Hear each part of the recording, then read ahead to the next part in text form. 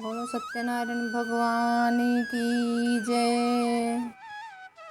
श्री सत्यनारायण व्रत कथा। पहला अध्याय। एक समय नैमिषारण्य तीर्थ में शौनकादि 88,000 ऋषियों ने श्री सूत जी से पूछा, हे प्रभु, इस कलयुग में वेद विद्या रहित मनुष्यों को प्रभु भक्ति किस प्रकार मिलेगी तथा उनका उद्धार कैसे होगा। इसलिए हे मुनि, कोई ऐसा व्रत या तप कहिए जिससे थोड़े समय में पुण्य प्राप्त होवे तथा मनवांछित फल मिले। वह कथा सुनने की हमारी इच्छा है। सर्वशास्त्र ज्ञाता श्री सूत जी बोले, हे वैष्णवों, मैं पूज्य आप सब ने प्राणियों के हित की बात पूछी है।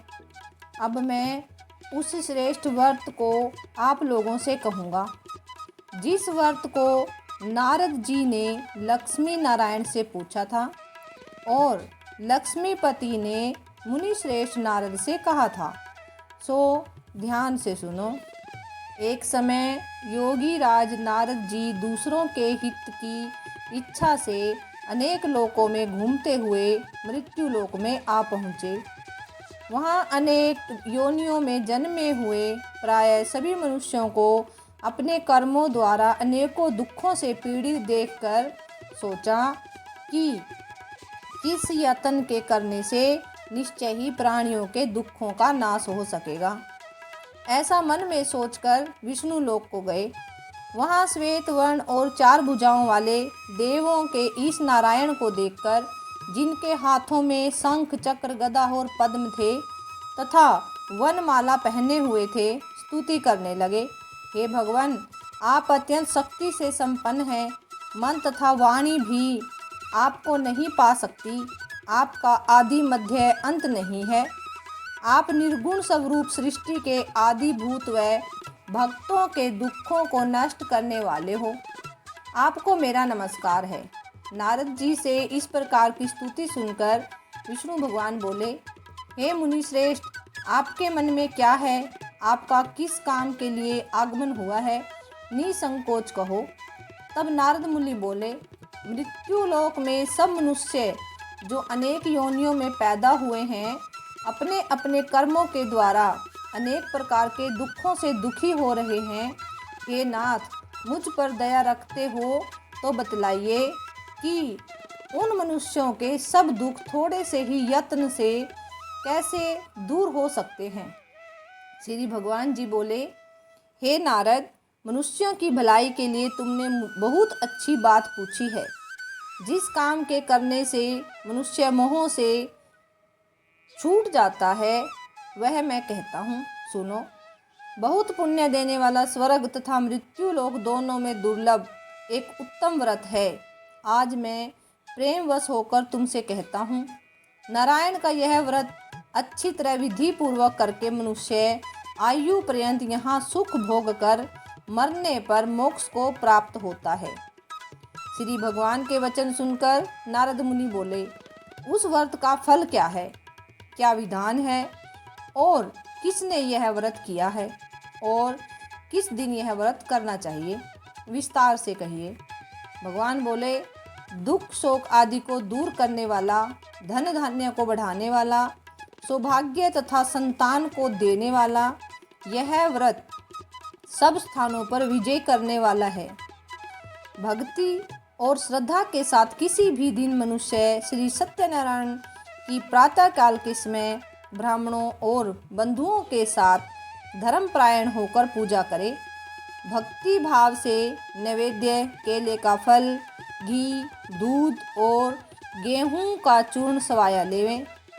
गेहूं के अभाव में साठी का चूर्ण, शक्कर तथा गुड़ लें और सब भक्षण योग्य पदार्थ जमा करके भगवान को अर्पण कर देवें तथा बंधुओं सहित ब्राह्मणों को भोजन करावें। तत्पश्चात स्वयं भोजन करें। नृत्य, गीत आदि का आचरण कर सत्यनारायण भगवान का स्मरण करते हुए समय व्यतीत करें। इस तरह व्रत करने पर मनुष्यों की इच्छा निश्चय ही पूरी होती है। विशेषकर कली काल में भूमि पर यही मोक्ष का सरल उपाय है। बोलो सत्यनारायण भगवान की जय। दूसरा अध्याय। सूत जी बोले, हे ऋषियों, जिसने पहले समय में इस व्रत को किया है उसका इतिहास कहता हूँ, ध्यान से सुनो। सुंदर काशीपुरी नगरी में एक अत्यंत निर्धन ब्राह्मण रहता था। वह भूख और प्यास से बेचैन हुआ नित्य पृथ्वी पर घूमता था। ब्राह्मणों से प्रेम करने वाले भगवान ने ब्राह्मण को दुखी देखकर बूढ़े ब्राह्मण का रूप धर उसके पास जाकर आदर के साथ पूछा, हे विप्र, नित्य दुखी हुआ पृथ्वी पर क्यों घूमता है? हे श्रेष्ठ ब्राह्मण, यह सब मुझसे कहो, मैं सुनना चाहता हूँ। ब्राह्मण बोला, मैं निर्धन ब्राह्मण हूँ, भिक्षा के लिए पृथ्वी पर फिरता हूँ। हे भगवान, यदि आप इसका उपाय जानते हो तो कृपया कर कहो। वृद्ध ब्राह्मण बोला, सत्यनारायण भगवान मनवांछित फल देने वाले हैं, इसलिए हे ब्राह्मण, तू उनका पूजन कर जिनके करने से मनुष्य सब दुखों से मुक्त होता है। ब्राह्मण को व्रत का सारा विधान बतलाकर बूढ़े ब्राह्मण का रूप धारण करने वाले सत्यनारायण भगवान अंतर्ध्यान हो गए। जिस व्रत को वृद्ध ब्राह्मण ने बतलाया है मैं उसको करूँगा, यह निश्चय करने पर उसे रात में नींद भी नहीं आई। वह सवेरे उठ सत्यनारायण के व्रत का निश्चय कर भिक्षा के लिए चला गया। उस दिन उसको भिक्षा में बहुत धन मिला, जिससे बंधु बांधवों के साथ उसने सत्यनारायण भगवान का व्रत किया। इसके करने से वह ब्राह्मण सब दुखों से छूटकर अनेक प्रकार की संपत्तियों से युक्त हुआ। उस समय से वह ब्राह्मण हर मास व्रत करने लगा। इस तरह सत्यनारायण भगवान के व्रत को जो करेगा वह मनुष्य सब दुखों से छूट जाएगा। इस तरह नारद जी ने नारायण को का कहा हुआ यह व्रत मैंने तुमसे कहा। हे विप्रो, मैं अब और क्या कहूँ? ऋषि बोले, हे मुनीश्वर, संसार में इस ब्राह्मण से सुनकर किस किस ने इस व्रत को किया, हम वह सब सुनना चाहते हैं। इसके लिए हमारे मन में श्रद्धा है। सूत जी बोले, हे मुनियों, जिसने उस व्रत को किया है वह सब सुनो। एक समय वह ब्राह्मण धन और ऐश्वर्य के अनुसार बंधु बांधवों के साथ व्रत करने को तैयार हुआ। उसी समय एक लकड़ी बेचने वाला बूढ़ा आदमी आया और बाहर लकड़ियों को रखकर ब्राह्मण के मकान में गया। प्यास से दुखी लकड़हारा उनको व्रत करते देखकर ब्राह्मण को नमस्कार कर कहने लगा कि आप यह क्या कर रहे हो और इसके करने से क्या फल मिलता है, कृपया करके मुझसे कहो। ब्राह्मण ने कहा, सब मनोकामनाओं को पूरा करने वाला यह सत्यनारायण भगवान का व्रत है। इसकी ही कृपा से मेरे यहाँ धन धान्य आदि की वृद्धि हुई है। ब्राह्मण से इस व्रत के बारे में जानकर लकड़हारा बहुत प्रसन्न हुआ। चरणामृत ले और प्रसाद खाने के बाद अपने घर को गया। लकड़हारे ने अपने मन में इस प्रकार का संकल्प किया कि आज गांव में लकड़ी बेचने से जो धन मिलेगा उसी से सत्यनारायण देव का उत्तम व्रत करूंगा। यह मन में विचार कर वह बूढ़ा लकड़हारा लकड़ियां अपने सिर पर रखकर जिस नगर में धनवान लोग रहते थे वह ऐसे सुंदर नगर में गया। उस रोज वहां पर उसे उन लकड़ियों का दाम पहले दिनों से 4 गुना मिला। तब वह बूढ़ा लकड़हारा दाम ले और अति प्रसन्न होकर पक्के केले के फल, शक्कर, घी, दुग्ध, दही और गेहूं का चूर्ण इत्यादि सत्यनारायण भगवान के व्रत की कुल सामग्रियों को लेकर अपने घर गया। फिर उसने अपने भाइयों को बुलाकर विधि के साथ भगवान जी का पूजन और व्रत किया। उस व्रत के प्रभाव से वह बूढ़ा लकड़हारा धन, पुत्र आदि से युक्त हुआ और संसार के समक्ष सुख भोग कर वैकुंठ को चला गया। बोलो सत्यनारायण भगवान की जय। तीसरा अध्याय। सूत जी बोले, हे श्रेष्ठ मुनियों, अब आगे की कथा कहता हूँ, सुनो। पहले समय में उल्कामुख नाम का एक बुद्धिमान राजा था। वह सत्यवक्ता और जितेंद्रिय था। प्रतिदिन देवस्थानों पर जाता तथा गरीबों को धन देकर उनके कष्ट दूर करता था। उसकी पत्नी कमल के समान मुख वाली और सती साध्वी थी। भद्रशिला नदी के तट पर उन दोनों ने श्री सत्यनारायण का व्रत किया। उस समय में वहाँ एक साधु वेश्या आया। उसके पास व्यापार के लिए बहुत सा धन था। वह नाव को किनारे पर ठहरा कर राजा के पास आ गया और राजा को व्रत करते हुए देखकर विनय के साथ पूछने लगा, हे राजन, भक्ति युक्त चित्त से यह आप क्या कर रहे हैं? मेरी सुनने की इच्छा है, सो आप यह मुझे बताइए। राजा बोला, हे साधु, अपने बांधुओं के साथ पुत्र आदि की प्राप्ति के लिए यह महाशक्तिवान सत्यनारायण भगवान का व्रत व पूजन किया जाता है। राजा के वचन सुनकर साधु आदर से बोला, हे राजन, मुझसे इसका सब विधान कहो। मैं भी आपके कथनानुसार इस व्रत को करूँगा। मेरे भी कोई संतान नहीं है और इससे निश्चय ही होगी। राजा से सब विधान सुन व्यापार से निवृत्त हो वह आनंद के साथ घर गया। साधु ने अपनी स्त्री को संतान देने वाले इस व्रत का समाचार सुनाया और कहा कि जब मेरे संतान होगी तब मैं इस व्रत को करूँगा। साधु ने ऐसे वचन अपनी स्त्री लीलावती से कहे। एक दिन उसकी स्त्री लीलावती पति के साथ आनंदित हो सांसारिक धर्म में प्रवृत्त होकर सत्यनारायण भगवान की कृपा से गर्भवती हो गई और 10वें महीने में उसके एक सुंदर कन्या का जन्म हुआ। दिनों दिन वह इस तरह बढ़ने लगी जैसे शुक्ल पक्ष का चंद्रमा बढ़ता है। कन्या का नाम कलावती रखा गया। तब लीलावती ने मीठे शब्दों से अपने पति से कहा कि जो आपने संकल्प किया था कि भगवान का व्रत करूँगा, अब आप उसे करिए। साधु बोला, हे प्रिय, इसके विवाह पर करूँगा। इस प्रकार अपनी पत्नी को आश्वासन दे वह नगर को गया। कलावती पितृगृह में वृद्धि को प्राप्त हो गई। साधु ने जब नगर में सखियों के साथ अपनी पुत्री को देखा तो तुरंत दूत बुलाकर कहा कि पुत्री के वास्ते कोई सुयोग्य वर देख कर लाओ। साधु की आज्ञा पाकर दूत कंचन नगर पहुंचा और वहां पर बड़ी खोज कर देखभाल कर लड़की के लिए सुयोग्य वणिक पुत्र को ले आया। उस योग्य लड़के को देखकर साधु ने अपने बंधु बांधुओं सहित प्रसन्नचित्त होकर अपनी पुत्री का विवाह उसके साथ कर दिया। किंतु दुर्भाग्य से विवाह के समय भी उस व्रत को करना भूल गया। तब श्री भगवान क्रोधित हो गए और श्राप दिया कि तुम्हें दारुण दुख प्राप्त होगा।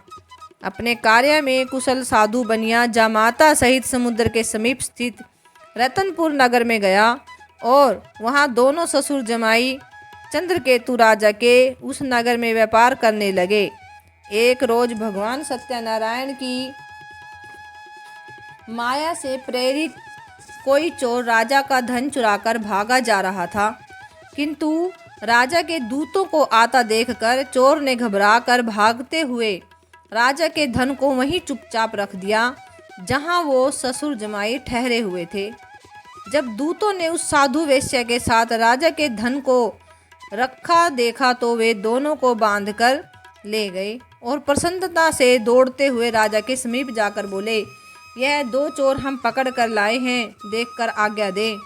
तब राजा की आज्ञा से उनको कठोर कारावास में डाल दिया और उनका सब छीन लिया गया। सत्यनारायण भगवान के श्राप द्वारा उनकी पत्नी भी घर पर बहुत दुखी हुई और घर पर जो धन रखा था चोर चुरा कर ले गए। शारीरिक व मानसिक पीड़ा तथा भूख प्यास से अति दुखित हो अन्न की चिंता में कलावती एक ब्राह्मण के घर गई। वहाँ उसने सत्यनारायण भगवान का व्रत होते देखा, फिर कथा सुनी तथा प्रसाद ग्रहण कर रात को घर आई। माता ने कलावती से कहा, हे पुत्री, अब तक कहाँ रही वह तेरे मन में क्या है? कलावती बोली, हे माता, मैंने एक ब्राह्मण के घर श्री सत्यनारायण भगवान का व्रत देखा है। कन्या के वचन सुनकर लीलावती भगवान के पूजन की तैयारी करने लगी। लीलावती ने परिवार और बंधुओं सहित श्री सत्यनारायण भगवान का पूजन किया और वर मांगा कि मेरे पति और दामाद शीघ्र आ जावें। साथ ही प्रार्थना की कि हम सब का अपराध क्षमा करो। सत्यनारायण भगवान इस व्रत से संतुष्ट हो गए और राजा चंद्रकेतु को स्वप्न में दर्शन देकर कहा, हे राजन, दोनों वेश्यों को प्रातः ही छोड़ दो उनका सब धन जो तुमने ग्रहण किया है दे दो, नहीं तो मैं तेरा धन, राज्य, पुत्र आदि सब नष्ट कर दूंगा। राजा से ऐसे वचन कहकर भगवान अंतर्ध्यान हो गए। प्रातःकाल राजा चंद्रकेतु ने सभा में अपना स्वप्न सुनाया। फिर दोनों वणिक पुत्रों को कैद से मुक्त कर सभा में बुलाया। दोनों ने आते ही राजा को नमस्कार किया। राजा मीठे वचनों से बोला, हे महानुभावों, तुम्हें भावी वश ऐसा कठिन दुख प्राप्त हुआ है, अब तुम्हें कोई भय नहीं। ऐसा कहकर राजा ने उनको नए नए वस्त्र आभूषण पहनाए तथा उनका जितना धन लिया था उससे दोगुना धन देकर आदर सहित विदा किया। तब दोनों वेश्या अपने घर को चल दिए। बोलो सत्यनारायण भगवान की जय। चौथा अध्याय। सूत जी बोले, वेश्या ने मंगलाचार करके यात्रा आरंभ की और अपने नगर को चला। उनके थोड़ी दूर निकलने पर दंडी वेशधारी सत्यनारायण ने उनसे पूछा, हे साधु, तेरी नाव में क्या है? अभिमानी वणिक हंसता हुआ बोला, हे दंडी, आप क्यों पूछते हो? क्या धन लेने की इच्छा है? मेरी नाव में तो बेल और पत्ते भरे हैं। वेश्या का कठोर वचन सुनकर भगवान ने कहा, तुम्हारा वचन सत्य हो। दंडी ऐसा कहकर वहां से दूर चले गए और कुछ दूर जाकर समुद्र के किनारे बैठ गए। दंडी के जाने पर वेश्या ने नित्य क्रिया करने के बाद नाव को ऊंची उठी देखकर अचंभा किया और नाव में बेल पत्ते आदि देखकर मूर्छित हो जमीन पर गिर पड़ा। फिर मूर्छा खुलने पर अत्यंत शोक प्रकट करने लगा। तब उसका दामाद बोला कि आप शोक न करें, यह दंडी का श्राप है, अतः उनकी शरण में चलना चाहिए, तभी हमारी मनोकामना पूरी होगी। दामाद के वचन सुनकर साधु वणिक दंडी के पास पहुंचा और अत्यंत भक्ति भाव से नमस्कार करके बोला, हे भगवान, आपकी माया से मोहित ब्रह्म आदि भी आपके रूप को नहीं जानते, तब मैं अज्ञानी कैसे जान सकता हूँ? आप प्रसन्न होइए, मैं सामर्थ्य के अनुसार आपकी पूजा करूँगा, मेरी रक्षा करो और पहले के समान नौका में धन भर दो। उसके भक्ति युक्त वचन सुनकर भगवान प्रसन्न हो उसकी इच्छा अनुसार वर देकर अंतर्ध्यान हो गई। तब उन्होंने नाव पर आकर देखा कि नाव धन से परिपूर्ण है। फिर वह भगवान सत्यनारायण का पूजन कर साथियों सहित अपने नगर को चला। अब अपने नगर के निकट पहुंचा तब दूत को घर भेजा। दूत ने साधु के घर जा उसकी स्त्री को नमस्कार कर कहा कि साधु अपने दामाद सहित इस नगर के समीप आ गए हैं। ऐसा वचन सुनकर साधु की स्त्री ने बड़े हर्ष के साथ सत्यदेव का पूजन कर पुत्री से कहा, मैं अपने पति के दर्शन को जाती हूँ, तू कार्य पूर्ण कर शीघ्र आना। माता के ऐसे वचन सुनकर लीलावती प्रसाद छोड़कर पति के पास गई। प्रसाद की अवज्ञा के कारण सत्यदेव रुष्ट हो गए। उसके पति को नाव सहित पानी में डुबो दिया। कलावती अपने पति को ना देखकर रोती हुई जमीन पर गिर गई। इस तरह नौका को डूबा हुआ तथा कन्या को रोता हुआ देख साधु दुखित होकर बोला, हे प्रभु, मुझसे या मेरे परिवार से जो भूल हुई है उसे क्षमा करो। उसके दीन वचन सुनकर सत्यदेव प्रसन्न हो गए और आकाशवाणी हुई, हे साधु, तेरी कन्या मेरा प्रसाद छोड़कर आई है, इसलिए इसका पति अदृश्य हुआ है। यदि वह घर जाकर प्रसाद खाकर लौटे तो इसे पति अवश्य मिलेगा। ऐसी आकाशवाणी सुनकर कलावती ने घर पहुंचकर प्रसाद खाया, फिर आकर पति के दर्शन किए। तत्पश्चात साधु ने बंधु बांधवों सहित सत्यदेव का विधि पूर्वक पूजन किया। उस दिन से वह प्रत्येक पूर्णिमा को सत्यनारायण भगवान का पूजन एवं कथा करने लगा। फिर इस लोक का सुख भोग कर अंत में स्वर्ग लोक को गया। बोलो सत्यनारायण भगवान की जय। 5वां अध्याय। सूत जी बोले, हे ऋषियों, मैं एक और कथा कहता हूँ, सुनो। प्रजा पालन में लीन तुंगध्वज नाम का एक राजा था।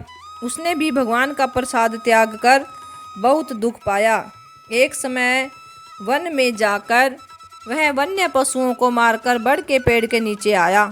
वहाँ उसने ग्वालों को भक्ति भाव से बांधुओं सहित सत्यनारायण जी का पूजन करते देखा। राजा देखकर भी अभिमानवश वहां नहीं गया और न ही नमस्कार ही किया। वह ग्वालों ने भगवान का प्रसाद उसके सामने रखा तो वह प्रसाद को त्याग कर अपनी सुंदर नगरी को चला। वहां उसने अपना सब कुछ नष्ट पाया तो वह जान गया कि यह सब भगवान ने किया है। तब वह विश्वास कर ग्वालों के समीप गया और विधि पूर्वक पूजन कर प्रसाद खाया तो सत्यदेव की कृपा से पहले जैसा था वैसा ही हो गया। फिर दीर्घ काल तक सुख भोग कर मरने पर स्वर्गलोक को गया। जो मनुष्य इस परम दुर्लभ व्रत को करेगा भगवान की कृपा से उसे धन धान्य की प्राप्ति होगी। निर्धन धनी और बंदी बंधन से मुक्त होकर निर्भय हो जाता है। संतानहीनों को संतान प्राप्ति होती है तथा सब मनोरथ पूर्ण होकर अंत में वैकुंठ धाम को जाता है। जिन्होंने पहले इस व्रत को किया अब उनके दूसरे जन्म की कथा कहता हूँ। वृद्ध सत्तानंद ब्राह्मण ने सुदामा का जन्म लेकर मोक्ष को पाया। उल्कामुख नाम का राजा दशरथ होकर वैकुंठ को प्राप्त हुआ। साधु नाम के वैश्य ने मोर ध्वज बनकर अपने पुत्र को आरे से चीरकर मोक्ष को प्राप्त किया। महाराज तुंगध्वज ने स्वयंभू होकर भगवान में मुक्ति भक्ति युक्त कर्म कर मोक्ष प्राप्त किया। बोलो सत्यनारायण भगवान की जय। बोलो सत्यनारायण भगवान की जय।